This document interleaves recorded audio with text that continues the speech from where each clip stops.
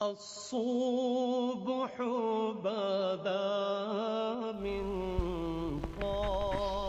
حضرت عیسیٰ علیہ السلام کا آسمان سے نزول فرمانا۔ جب دجال کا فتنہ انتہا کو پہنچ چکے گا تو وہ ملعون ملک شام میں پہنچ کر مسلمانوں کا محاصرہ کرے گا کہ ناگاہ اسی حالت میں قلعہ بند مسلمانوں کو غیب سے آواز آئے گی، گھبراؤ نہیں، فریاد رس آ پہنچا۔ اس وقت حضرت عیسیٰ علیہ السلام آسمان سے دو فرشتوں کے پروں پر ہاتھ رکھے، زرد رنگ کا جوڑا زیب تن فرمائے ہوئے نہایت نورانی شکل میں دمشق کی جامع مسجد کے مشرقی مینارے پر دین محمد رسول صلی اللہ علیہ وآلہ وسلم کے حاکم اور امام عادل و مجدد ملت ہو کر نزول فرمائیں گے۔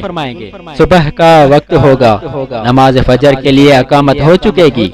حضرت امام مہدی رضی اللہ تعالی عنہ جو اس جماعت میں موجود ہوں گے امامت کا حکم دیں گے۔ حضرت امام مہدی رضی اللہ تعالی عنہ نماز پڑھائیں گے۔ بعد فراغت حضرت عیسیٰ علیہ السلام شہر کا دروازہ کھلوائیں گے۔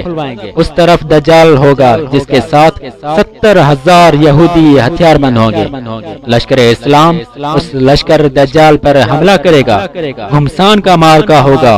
جب دجال کی نظر حضرت عیسیٰ علیہ السلام پر پڑے گی تو وہ لعین آپ کی سانس سے پگھلنا شروع ہوگا جیسے پانی میں نمک گھلتا ہے۔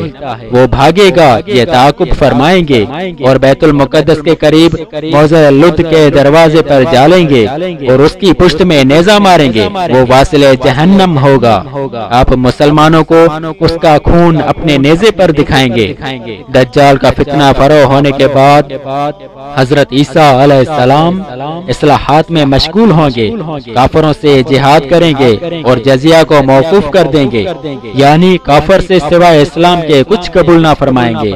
صلیب توڑیں گے، خنزیر کو نیست و نابود کریں گے۔ تمام اہل کتاب جو قتل سے بچیں گے سب ان پر ایمان لے آئیں گے۔